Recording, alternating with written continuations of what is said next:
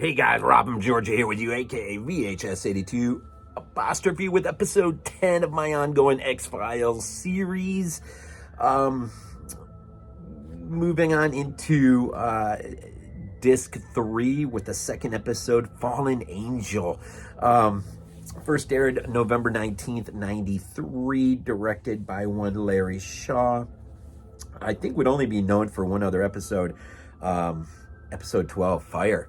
And that would be it. Written again by Howard Gordon and Alex Gansa. Director Larry Shaw. Looking here, trying to see if I wrote. I don't think he was really. I don't think his filmography was nothing really stood out to me, so I didn't write anything down. But what does stand out is the cast. Now, this really does work, I think, towards. If you remember last week dealing with space, it's fresh on my mind because I just actually talked about it, even though we're weeks apart. It's the two episodes are interesting, Space and Fallen Angel, in that if you remember in Space, Mulder has he's sort of the moment of fandom when he's got stars in his eyes because he's getting to meet the famed astronaut, Lieutenant Colonel Marcus Aurelius Belt, whom he made him want to be an astronaut when he was a kid. In this very next episode, we have Max Fenig, who also has stars in his eyes, but it's for Mulder. I mean, he somewhat idolizes Mulder. He sort of snoops on him. What is the group? Nightcap? I didn't write it down. Nightcap. I can't remember exactly the acronym stands for. But Max Fenig does lay a template for what will be the introduction of the Lone Gunman, which is interesting. Now, Max Fenig is played by Scott Bellis, who is, or Billig, I think, or Bellis. I can't. I'm sorry, my writing is a little bit. He will come back in episodes 17 and 18, both Tempest, Fugit, and Max, self-entitled there for him. Frederick Coffin, who plays, is he like, I didn't write it down. He's like another chief inspector or something. He's up enough to where he has charge over the X-Files, or at least over the indiscretion by Mulder, and he ultimately is attempting to nail Mulder once and for all and end his career in the FBI and shut down the X-Files. But Frederick Coffin, I was watching this episode and I was thinking, I know this guy from somewhere. Where? And it hit me actually the next day. It hit me. Hard to Kill. He's the kid who looks after Steven Seagal's boy.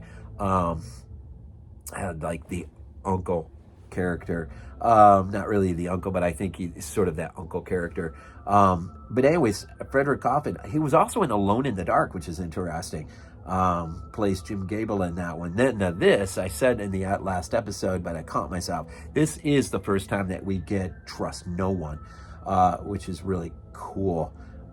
Jerry Hardin reprises his role once again as Deep Throat, and is a great moment between him and Frederick Coffin's character. Wish I would have wrote it down. My apologies. Towards an argument that ensues at the end of the show, which is really, really cool. Chief Joseph McGrath. I'm sorry, I did write it down. There you go. He's the chief, Joseph McGrath, and he plays McNally, I believe, in Lieutenant McNally in Hard to Kill. Some of you will know that. He was also in Shoot to Kill in '88. Got to act with Sidney Poitier and Tom Berenger. That's pretty cool. So basically this episode, man, let me just say this. I think right now in season 1, Fallen Angel is my favorite episode of the season so far. This is great, man. This is classic X-Files in terms of the extraterrestrial mythology as it begins to really find its, you know, foundationally speaking, I guess.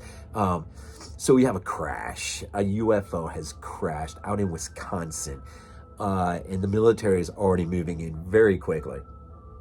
And so Deep Throat meets with Mulder in the very beginning and tells him, well, you got about 24 hours before things are sanitized to the point where you won't even know what happened. So Mulder goes on out there, and where he's not supposed to be, of course, and he tries to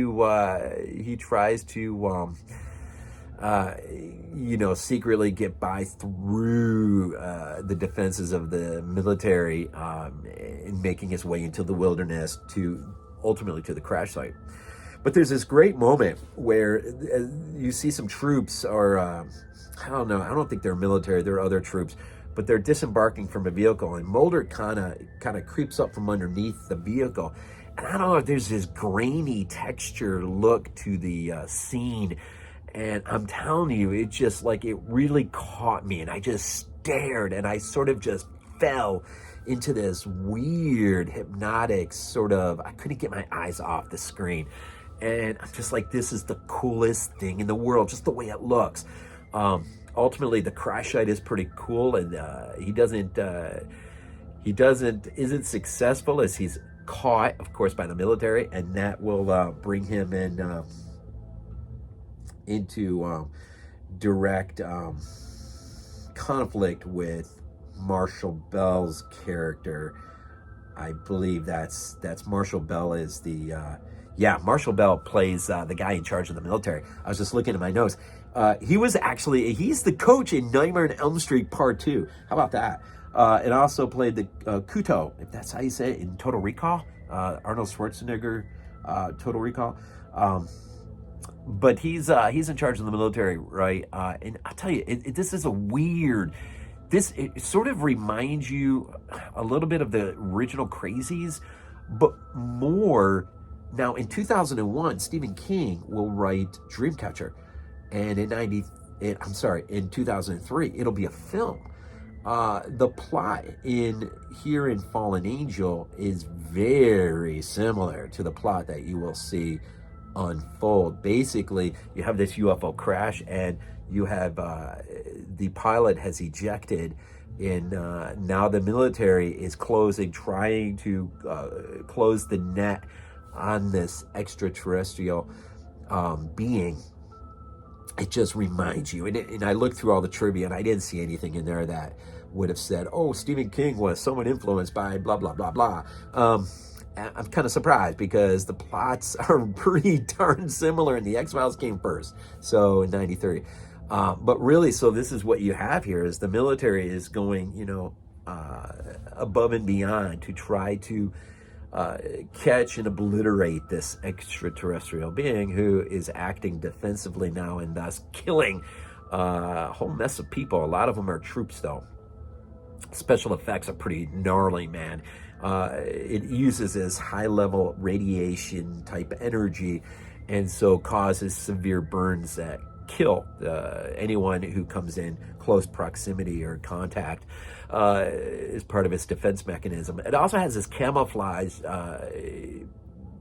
attribute, like reminds you of the Predator. God, I can't remember what year did the Predator come out. Predator had to come out before 93, right? I'm pretty sure it did. So it was probably mimicking, all these things mimic each other one way or the other.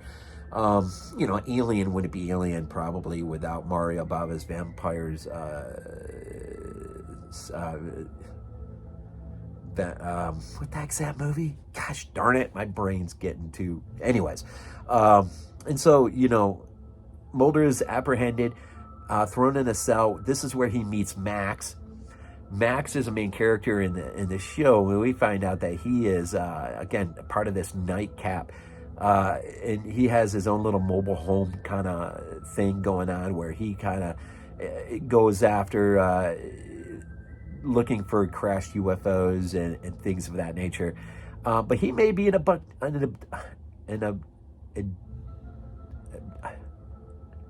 abducted. He might have been abducted. Mulder believes he was abducted, but he doesn't necessarily believe he was, or is willing to admit he was, doesn't want to admit it, probably.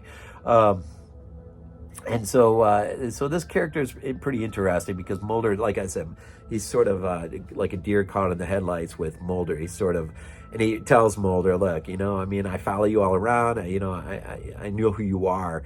I know the pseudonym you write under, which isn't the most creative thing in the world. And so, I mean, it has this really cool, lighthearted, somewhat inquisitive moments. And it's funny, Scully's reaction to some of this stuff.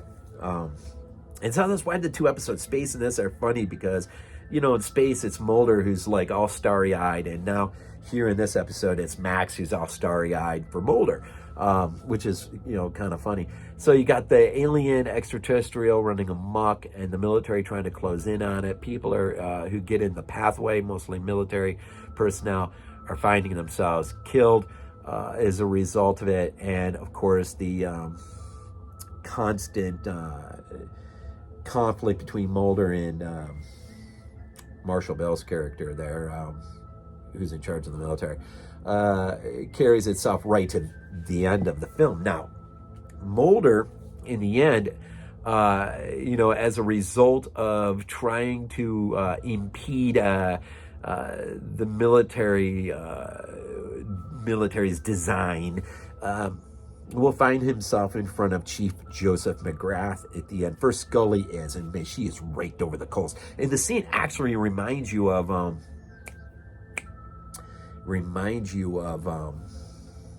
crap, man. I just had it in my head. The scene, it reminds you of the scene actually in the movie when Scully goes in first, comes out, and then ultimately he goes in. But I don't think we're privy to that one.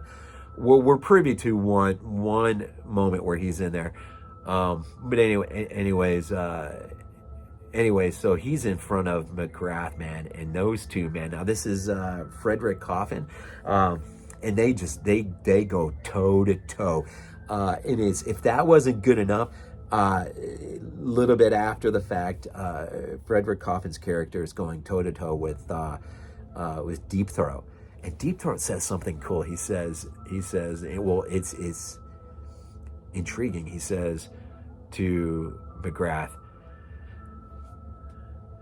keep very close those who are your friends, but keep even closer your enemies. And I'm just wondering, what did he mean by that exactly? Is he working against Mulder and Mulder's work, but by keeping Mulder in the X-Files, you have more control over him? If you kick him out of the FBI, he is ultimately more of a threat to those who are in charge of the conspiracy. And I think you see that theme running on much later, and even through the first movie, Fight the Future, if I remember right. And so that is interesting too. But it got me to thinking, McGrath's character, why, man? Why did he not stay? I wish they would have kept him, not to be like a Skinner character, although he could have evolved into one, I guess. Skinner, you remember, doesn't come until like episode 21. So we still got a ways before we meet Skinner for the first time, which is the sequel to Squeeze, Tombs, right? And so, but I'm like, McGrath, man, he must have had, I was blabbling about this upstairs in the kitchen. My wife's like, he probably had other work to do and stuff. And, this wasn't like the end of all ends. And probably, but I wish they would have found a home for him in the X-Files. I think his character could have evolved to be something really cool throughout time. So anyways, ultimately in the end, the X-Files are already 10 episodes in danger of being shut down. And so, it's fascinating. I really love this episode. This episode, Fallen Angel, is absolutely I love it. I absolutely love it. Next is, I look real quick here, Eve, I think. Yep, Eve. Eve is next. And then we mosey on. Before you know it, we'll be heading close to the end of the season 1 and making ready for season 2. Man, where does time go? Always end these things off with, go Bills. This is not a dream. Not a dream. We might be useful to you.